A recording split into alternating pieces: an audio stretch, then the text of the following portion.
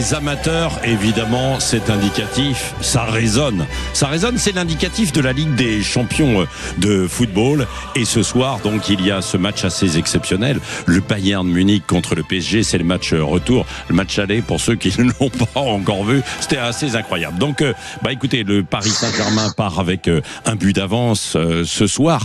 Et surtout, il y a cette histoire qui est un peu atypique. Il y a, je vais l'appeler les frères Dembélé et Upamecano qui s'affrontent pour une place en finale. Dembélé, meilleur joueur du monde l'année dernière, consacré Ballon d'Or. Upamecano, défenseur, qui joue donc au Bayern Munich. Et tous les deux viennent d'Évreux, où ils ont été formés. Nous sommes avec Romaric Bultel, le directeur sportif à Évreux, formateur justement. Bonjour.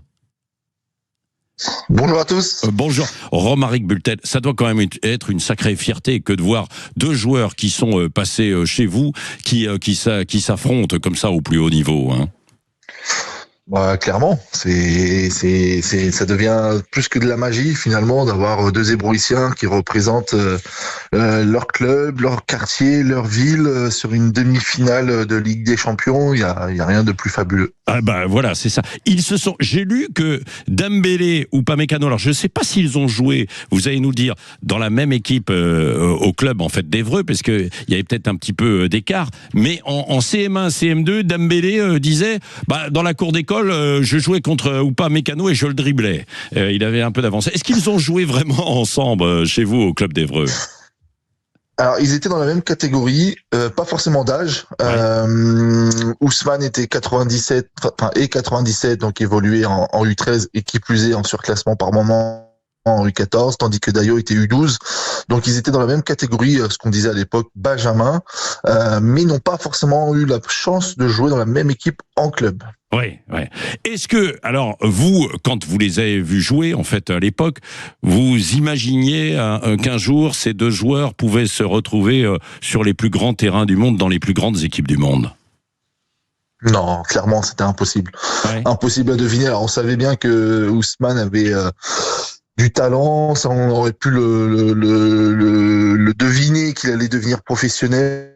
Après avoir la trajectoire derrière impossible. Dayo, ça a mis un peu plus de temps à émerger. C'est un garçon qui a mis un peu plus de temps, qui a réussi à performer en foot à 11, U14, U15, et puis après, derrière, il a eu une trajectoire un petit peu différente de Ousmane, mais finalement, j'ai même envie de dire, 2-3 ans en arrière, on n'aurait jamais pu imaginer que les deux allaient se retrouver en demi-finale de Ligue des Champions, équipe de France, enfin, tout ce qui va avec. Donc, non, nous, c'est de la magie, on est sur un nuage, ouais. Et on attend avec impatience la rencontre de ce soir. Oui, la rencontre de ce soir, comme l'autre jour. Je sais qu'il y a eu des gens d'Évreux qui avaient été invités à venir voir ce match, parce qu'ils ont toujours un lien avec vous, hein, Romaric Bultel.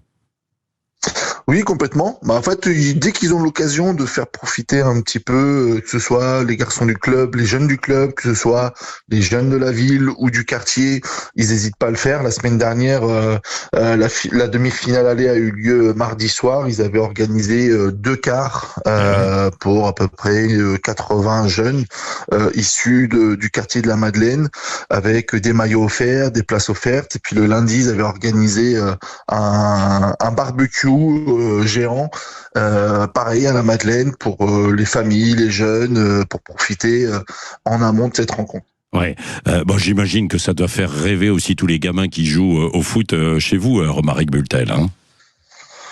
Ils pensent qu'à ça, et ils voient que par ça, et tant mieux, parce que ça reste 2 très grands modèles, finalement. Ouais. C'est des garçons simples, nature, qui performent dans leur club, qui performent en sélection, qui montrent l'exemple. Donc pour nous, c'est des leviers, des outils plus qu'importants, parce que ça facilite l'éducation sportive de ces jeunes-là. Quand on leur parle de Ousmane, quand on leur parle de Dayo, automatiquement, c'est plus facile pour nous, et la légitimité qu'on a, ça vient aussi grâce à eux. Oui, bien sûr. Et vous leur dites aussi, comme Dembélé qui l'a expliqué à quelques reprises, et Upamecano sans doute aussi, que ça passe par des sacrifices. C'est pas parce qu'on est bon avec un ballon sur un terrain qu'on va réussir et devenir le meilleur joueur du monde, non ? J'imagine. C'est une école de la vie en fait aussi, hein. C'est exactement ça, parce que tout footballeur, c'est beaucoup de sacrifices et on part très tôt de son cocon familial. C'est du foot, c'est des déplacements, c'est des carrières qui sont longues, avec des hauts, des bas. Et c'est vrai que Ousmane, lui, dès 6-7 ans, on savait qu'il était talentueux, mais ça suffit pas. Dayo, lui, il a compris qu'il fallait travailler pour pouvoir espérer être professionnel. Donc ils sont conscients que sans le travail, on peut réussir à pas faire grand-chose. Et à l'image de Ousmane, finalement, Ballon d'Or la saison passée, champion de Ligue des Champions, et pourtant, il continue de bosser, de s'investir, de se faire mal et de penser collectif, et parce qu'ils ont des échéances importantes. Là, il y a une demi-finale. On aura un Hébroïcien en finale dans tous les cas, et puis après, derrière, il y a l'équipe de France avec la Coupe du Monde. Donc, eux, ils savent pertinemment que ça passera que par le travail. Ouais. Vous avez un message, on va le relayer sur les réseaux sociaux, pour Ousmane Dembélé et Dayo Upamecano. Qu'est-ce que vous leur dites là ce matin, Romaric? Qui continuent de faire ce qu'ils font, qui fassent rêver tous les Français, plus précisément tous les Hébroïciens, qui réussissent à faire une performance optimale comme le match aller, parce que les deux ont été bons. Ousmane, il met 2 buts, une passe D, Dayo, il marque. Ils ont été très bons sur la demi-finale aller. Et ce qu'on leur demande, c'est de continuer de faire ce qu'ils font, de représenter au mieux leur ville, leur quartier, leur club, et que le meilleur gagne, parce que ça va être difficile de choisir. Vous avez un favori, non, ou pas? Non. C'est le cœur, il est tiraillé. C'est compliqué. Après, je suis plutôt supporter parisien, donc je serais tenté de dire plutôt PSG, mais à choisir entre les deux, c'est compliqué. Donc que le meilleur gagne, et que il n'y a pas trop de déception derrière. Bon, merci beaucoup Romaric Bultel, donc directeur sportif au Évreux FC 27, formateur donc de ces 2 joueurs que l'on va retrouver ce soir sur la pelouse, donc Bayern Munich PSG.